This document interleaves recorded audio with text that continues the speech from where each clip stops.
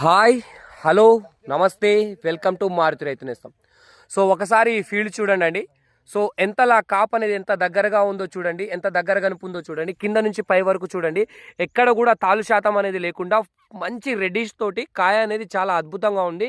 అదేవిధంగా చివరి వరకు కూడా కాయ అనేది ఏ విధంగా పడిందో చూడండి. దగ్గర గనుపుతోటి కాయ ఏ విధంగా పడిందో చూడండి. కాయ పడి మొత్తం చెట్టు కూడా కిందికి వరిగిపోవడం జరిగిందండి. ఎటు చూసుకున్నా ఇదే విధంగా ఉంటుంది.